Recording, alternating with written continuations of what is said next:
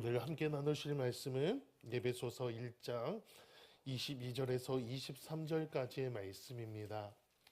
신약성경 311쪽에 있는 에베소서 1장 22절에서 23절까지의 말씀,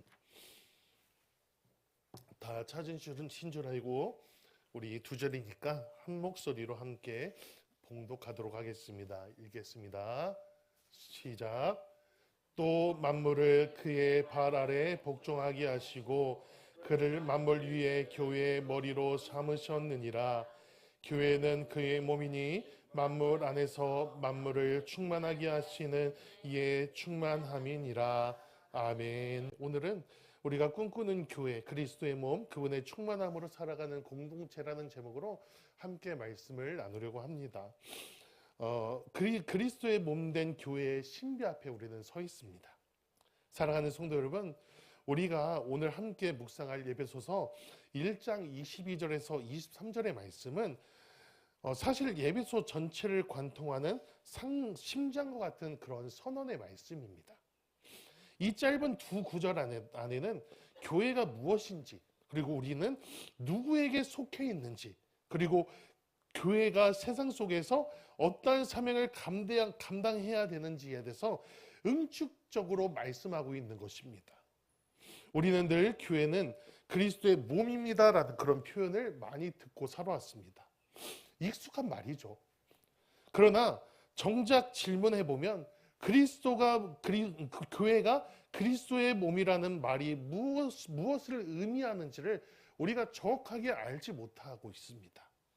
그리고 교회는 어떤 방식으로 그리스도의 충만을 드러냅니까? 라고 물어본다면 이 질문에 깊이 있게 대답하는 성도는 그리 많지 않다라고 할 수 있습니다.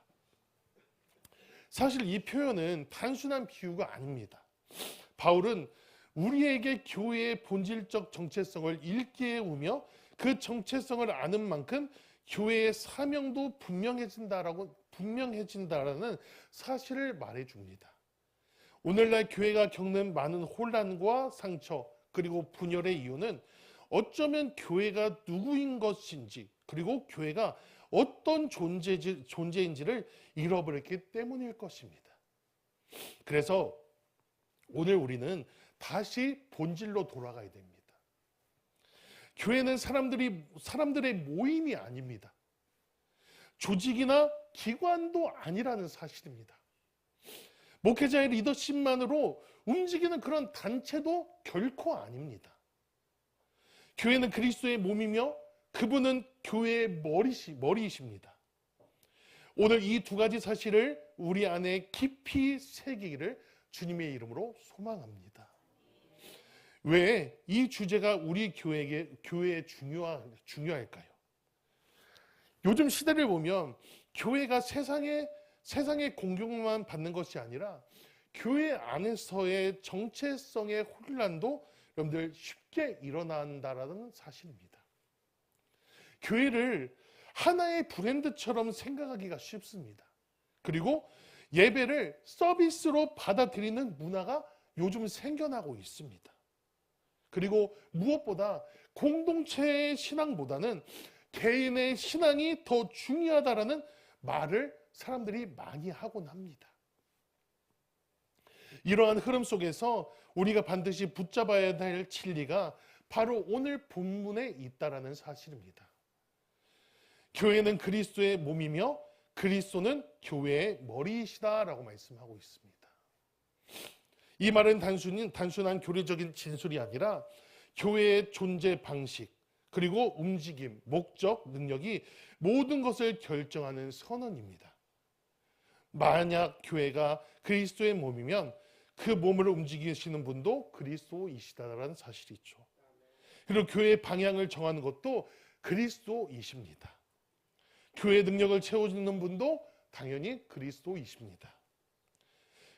그래서 여러분들, 이것을 깨닫는 순간 우리는 더 이상 교회가 내가 속한 공동체 정도로만 보이는 것이 아니고, 교회는 그리스도의 생명이 흐르는 곳, 하나님의 뜻이 나타나는 현장, 그 세상 가운데 그리스도의 마음과 손발이 되어 움직이는 존재임을 깨닫게 되어진다는 사실입니다. 예수님은 교회의 머리시고 여러분들 교회의 통치권에 대해서 말씀을 하고 있습니다. 22절 말씀에 봅니까? 이렇게 말씀합니다. 22절 말씀입니다. 우리 함께 같이 읽어보도록 하겠습니다. 시작. 또 만물을 그 발에 복종하게 하시고 그를 만물 위에 교회의 머리로 삼으셨느니라. 아멘. 하나님께서 교회 예수님께 만물 위에 권세를 주셨다라고 말씀하셨습니다. 주님은 단지 교회의 지도자가 아니라 만물의 주권자, 역사의 주인이셨다라고 말씀하고 있으신 거죠. 그 권세 있는 주님을 하나님께서 교회의 머리로 주셨습니다. 다시 말해서 교회의 최종 결정권자는 예수님이다라고 말씀하시는 거예요. 예수님. 여러분들 믿으시길 바랍니다. 그 예수님께서 교회의 모든 최종 결정권자세요. 여러분들 우리 장로님도 아니고요. 저도 아닙니다. 예수님이십니다. 예수님. 교회의 비전과 방향과 사역의 기준은 머리이신 예수님으로부터 나와야 됩니다. 그래서 여러분들 첫 번째는요. 머리이신 예수님은 교회의 방향성을 정해 주십니다. 몸이 제멋대로 움직이지 않듯이 교회도 머리이신 주님의 지시를 따라야 합니다. 예배를 드리는 이유가 무엇일까요? 봉사는 왜 해야 됩니까? 여러분들 새가족은 왜 섬겨야 됩니까? 여러분들 전도는 왜 해야 됩니까? 그 이유는 단 한 가지라는 사실이에요. 그 이유가 무엇이냐면 머리이신 주님께서 원하시기 때문입니다. 잠언 3장 6절 말씀에 이렇게 말씀합니다. 너는 범사의 그를 인정하라. 그리하면 내 길을 지도하시리라 라고 말씀하고 있습니다. 교회는 머리를 인정할 때 바른 방향을 잡아갈 수 있다는 사실입니다. 두 번째는 머리이신 예수님은 교회를 지켜주십니다. 머리는 몸 전체를 보호하는 거예요. 여러분들 뜨거운 것을 잡으면요 즉시 손을 떼게 합니다. 몸을 다치지 않도록 끊임없이 여러분들 머리에서 끊임없이 여러분들 신호를 보냅니다. 야, 여기서 건너뛰어야 돼. 여기서 잠시 멈춰야 돼. 이렇게 머리에서 신호를 보내주기 때문에 여러분들 우리의 몸이 보호가 되는 것이죠.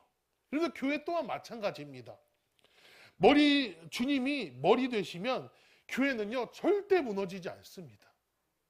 그래서 여러분들 교회의 머리가 주님이라는 사실을 인정하고 주님을 그렇게 대접해야 된다라고 말씀하고 있는 것입니다. 마태복음 16장 18절 말씀에 음부의 권세가 이기지 못하리라라고 말씀하고 있어요. 주님이 책임지시고 지키십니다.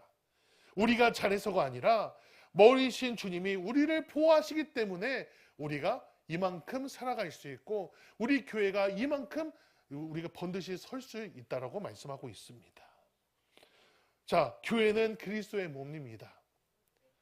지체가 서로 연결된 공동체를 말씀하고 있는 것이죠.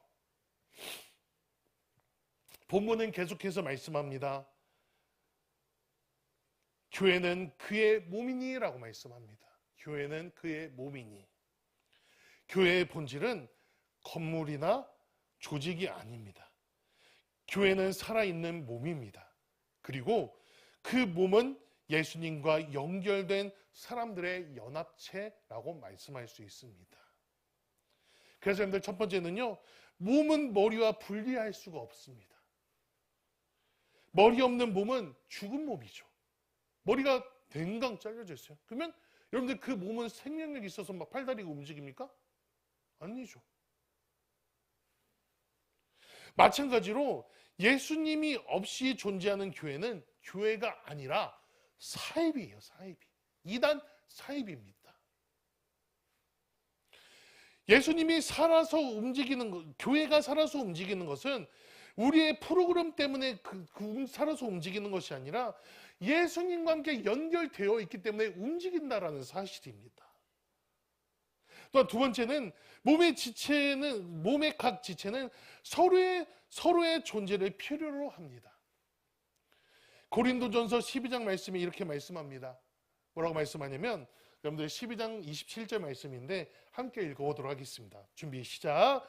너희는 그리스도의 몸이요 지체의 각 부분이라. 아멘. 모든 지체는 역할이 다르지만 모두가 다 소중하다라는 사실입니다. 그런데 설교하는 사람도 필요합니다. 저 같은 사람도 필요한 거죠. 그리고 묵묵히 청소하시는 그런 분도 필요하고요. 여러분들 새 가족을 맞이하는 사람도 필요하고, 여러분들 뒤에서 우리 노집사님처럼 음향을 담당하는 사람도 필요하고, 여러분들 우리 노건사님처럼 앞에 나와서 찬양하시는 분도 필요하고, 여러분들 중보기도 하시는 그런 권사님 집사님들도 필요하고, 여러분들 아이들을 돌보는 그런 분들도 필요하다라는 사실이죠. 우리가 꿈꾸는 교회는 서로를 비교하지 않고 서로를 인정해주며 주님께서 주신 은사로 섬기며 하나의 몸으로 유기적으로 움직이는 교회가 되어져야 된다라고 말씀하고 있는 것입니다. 그리고 마지막 세 번째는요, 교회는 그리스도의 충만함이 드러나는 곳입니다. 저를 한번 따라해 볼까요? 교회는 그리스도의 충만함이 드러나는 곳입니다. 아멘. 여러분들 본문 후반부에 이렇게 말씀으로 이어지고 있습니다. 만물 안에서 만물을 충만하게 하시는 이에 충만함이니라 라고 말씀합니다. 여기서 바울은 놀라운 선언을 하게 됩니다. 교회는 그리스도의 충만함이 머무는 곳입니다 라고 합니다. 즉 교회는 단지 예수님을 설명하는 곳이 아니라 예수님의 생명이 실제로 나타나는 자리입니다 라고 말씀하고 있는 것입니다. 충만은 곧 생명력입니다. 예수님을 머리로 모실 때 교회는 생명력을 갖게 된다라고 말씀합니다. 말씀이 살아있고요, 기도가 살아있고요, 찬양이 살아있고, 그리고 사람의 영혼이 깨어납니다. 그래서 여러분들 요한복음 10장 10절 말씀에 이렇게 말씀하고 있어요. 자, 함께 읽어보도록 하겠습니다. 요한복음 10장 10절입니다. 읽어보겠습니다. 시작. 내가 온 것은 양으로 생명을 얻게 하고 더 풍성히 얻게 하려 하는 것이라. 아멘. 여러분들 그 생명이 교회를 깨우게 된다라고 여러분들 말씀하고 있는 것입니다. 그리고 여러분들 충만한 변화를 여러분들 일으킵니다. 예수님을 만난 사람은 달라지게 됩니다. 흔히들 저한테 그렇게 이야기하시는 분들이 있어요. 목사님, 사람 쉽게 달라지지 않아요. 사람 절대 변하지 않아요 라고 이야기를 합니다. 여러분들 저라고 왜 뼈저리게 그런 것들을 느끼지 못했을까요? 저도 느끼면서 살아가죠. 여러분 사람이요 절대 변하지 않습니다 원래. 근데 여러분들 예수님을 만난 사람은요 변화가 되더라고요. 참 신기하죠. 정말 예수님을 머리로 여러분들 삼고 여러분들 정말 신앙생활을 열심히 하는 교회를 보면요, 여러분들 성도들이요 변화가 되는 현장을 잘 많이 봐요. 여러분들 예수님을 만나면요 그 사람의 성품이 바뀌고요, 가치관이 새로워집니다. 용서하지 못했던 사람을 용서하게 되는 그런 은혜가 임하게 됩니다. 절망했던 사람이 소망을 찾고요, 상처를 받았던 영혼들이 치유가 일어납니다. 이런 교회는 이런 변화가 일어나는 하나님의 은혜의 현장이라는 사실입니다. 이 현장이 바로 우리 사랑하는 부산중앙교회가 될 수 있기를 주님의 이름으로 축복합니다. 그래서 여러분들 눈물이 많은 교회가 되어져야 돼요. 기도할 때 눈물을 흘리고, 찬양할 때 눈물을 흘리고, 말씀을 드릴 때 눈물을 흘리고, 이런 교회가 우리 교회가 되어져야 되지 않겠습니까? 그냥 신앙생활 하는데 교회 와서 무덤덤하게 앉아서 예배 드리고, 찬양해도 무덤덤하고, 말씀을 들어도 무덤덤하고, 기도를 해도 무덤덤하면 여러분들 이런 교회를 뭐라고 표현하죠? 뜨겁지도 않고 차갑지도 않은 그런 믿음이라고 표현을 하잖아요. 무덤덤한 사람들. 무덤덤하면 죽은 교회입니다. 죽은 교회. 우리 사랑하는 부산중앙교회는 무덤덤한 교회가 아니라 살아서 생명력 있는 여러분들 역사 현장이 될 수 있는 그런 교회가 될 수 있기를 바랍니다. 몇 해 전에 제가 잘 아는 지인이 축구를 하다가 발목의 인대를 심하게 다쳤습니다. 처음에는 발목 조금 삐끗한 것 뿐이겠지라고 생각했는데 막상 병원에 가니까 인대가 손상되고 이제 병원에 오랫동안 입원해 있게 되었습니다. 그리고 그 일상생활 전체가 무너졌다라고 합니다. 발목 하나가 아팠을 뿐인데 걷는 것이 불편해지고, 그리고 발의 균형이 무너지니까 허리까지 통증이 올라오고, 자꾸 한쪽으로만 체중을 실으니 반대쪽 무릎도 아파오기 시작을 하고 모든 몸의 밸런스가 무너지기 시작을 했다라고 합니다. 주치의가 이런 말을 했다라고 합니다. 사람의 몸은 어느 한 부분이라도 고장나면 전체가 흔들리게 되어 있습니다. 몸은 서로가 연결되어 있고 서로를 의지하며 서로를 도와야 제대로 기능을 하게 됩니다. 라고 그렇게 이야기를 했다라고 합니다. 의사가 영적 원리를 이야기를 하는 거예요. 참 대단하죠. 아마 믿는 분이셨던 것 같아요. 여러분들 그 말을 들으며, 여러분들 그분이 목사님이에요. 그분이 자기 자신의 교회를 생각하면서 이런 생각이 버뜩 들었다고 합니다. 몸의 작은 한 부분만 다치면 전체가 영향을 받고 교회가 흔들흔들하고, 교회 한 지체가 연약해지면 여러분들 그 온 교회가 영향력이 있는 것을 본인이 딱 부른듯이 깨닫게 되었다라는 거예요. 그런데 반대로 작은 지체 하나가 회복되고 건강해지면 몸 전체가 다시 살아나게 되고 움직임이 가벼워지고, 교회도 작은 순종 하나가, 작은 회복 하나가 전체 공동체를 살려내는 큰 은혜의 통로가 된다라는 사실을 깨닫게 되었다라고 말씀을 하고 있는 것입니다. 바울은 왜 교회는 그리스도의 몸이라고 했는지 지인의 부상을 통해서 깊이 깨닫게 되었다라고 그렇게 간직을 했습니다. 사랑하는 성도 여러분, 머리 대신 그리스도께 붙어 있을 때, 그리고 그 지체들이 하나가 되어 연결되어 있을 때 우리는 비로소 몸 전체가 건강하게 움직일 수 있습니다. 자, 우리가 꿈꾸는 교회의 모습은 결국에는 에베소서 1장의 말씀은 우리가 꿈꾸는 교회의 모습을 분명하게 선명하게 우리에게 보여주고 있습니다. 첫 번째는요, 예수님이 머리가 되신 교회입니다. 예수님이 머리가 되신 교회입니다.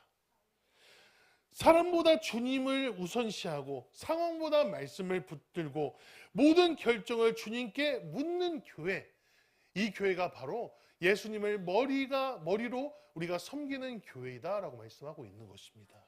두 번째는요, 성도들이 지체로 서로 세우는 교회입니다. 믿으시기를 바랍니다. 서로를 비교하지 않고 각자의 은사를 소중하게 여기면서 저마다 맡겨진 사명을 기쁨으로 감당하는 공동체, 그리고 서로를 세워주는 그 공동체가 바로 우리가 꿈꿔야 될 오늘 말씀의 두 번째 모델 교회입니다. 그리고 세 번째는요, 그리스도의 충만함이 흐르는 교회입니다. 생명이 넘치고 변화가 일어나고 성령의 역사로 가득한 교회, 우리가 꿈꾸는 교회는 바로 이런 교회입니다. 그리고 하나님은 오늘 이 말씀을 통해 우리 공동체를 그렇게 세워나가기를 원하십니다. 사랑하는 성도 여러분, 바울은 오늘 본문에서 교회를 가리키며 놀라운 표현을 사용하고 있습니다. 교회는 그의 몸이니 만물 안에서 만물을 충만케 하시는 이의 충만함이니라 라고 말씀합니다. 이 한 구절은 교회가 무엇인지, 우리가 어떤 존재인지, 그리고 하나님께 교회를 통해 어떤 일을 이루고자 하시는지를 단호하게 보여주고 있습니다. 교회는 세상의 조직과 다르며 인간의 아이디어로 만들어지는 그런 공동체가 아니라는 사실입니다. 교회는 그리스도 예수께서 직접 머리가 되어주시고 다스리시고 이끄시는 살아있는 하나님의 몸이라는 사실입니다. 하나님의 몸입니다. 그러므로 우리가 교회에 속해 있다는 것은 단순한 소속이 아니라 생명으로 연결되어 있고 정체성이 바뀐 것이며 사명이 주어지는 것입니다. 우리는 각자 다른 배경과 성격을 가지고 있지만 머리 대신 주님께 붙어 있을 때 그때서야 우리는 비로소 하나가 되어진다라고 말씀하고 있는 것이죠. 교회가 흔들리는 이유는 외부의 공격 때문에 흔들리는 것이 아닙니다. 지체가 머리에게 붙어 있지 않을 때, 각 지체가 자기의 생각과 자기의 기준으로 움직일 때입니다. 반대로 성도 한 사람 한 사람이 그리스도 주권 앞에 무릎을 꿇고 말씀의 귀를 기울이며 성령의 인도하심에 순종할 때 교회는 다시 살아나게 되고 기쁨이 회복되어지고 영적 에너지가 흘러 넘치게 되어져 있다라고 말씀하고 있습니다. 주님은 연약한 우리를 통해서 자신의 충만함이 드러나기를 원하십니다. 우리의 힘과 능력 때문이 아니라 머리 대신 그리스도께서 교회의 중심에, 우리의 심령의 중심에 살아 계셔야 합니다. 사랑하는 성도 여러분, 우리가 꿈꾸는 교회는 거창한 건물을 의미하는 것이 아니라 여러분들 화려한 사역을 이야기하는 것이 아닙니다. 바로 머리 대신 주님께 온전히 붙어있는 교회, 그분의 사랑과 지혜와 능력이 지체 한 사람 한 사람을 통하여 흘러나가는 교회가 되었을 때 하나님께서 우리에게 놀라우신 성령의 은혜를 부어주시겠다라고 말씀하고 있는 것입니다. 그리고 이 자리에서 우리는 결단하고 순종하며 하나님께서 우리 교회를 통해 당신의 충만함을 우리 부산 땅에, 그리고 사상구에, 그리고 이 모라 지역에, 그리고 이 시대 속에 흘러 보내실 것을 믿으시기를 주님의 이름으로 축복합니다. 우리 함께 고백해 보도록 하겠습니다. 머리 대신 그리스도께 붙어있는 교회, 따라해 보겠습니다. 머리 대신 그리스도께 붙어있는 교회, 지체가 서로 연결되는 교회, 그리스도의 충만함이 흘러넘치는 교회, 이런 교회를 내가 세우겠습니다. 아멘. 이것이 바로 우리가 꿈꾸는 교회이며 하나님이 기뻐하시는 교회이고, 그리고 주님 오늘 우리를 이런 교회로 세워주시고 하나님의 은혜 가운데 나아갈 수 있도록 인도해 달라고, 그렇게 우리가 함께 결단하며 찬양할 수 있기를 바랍니다.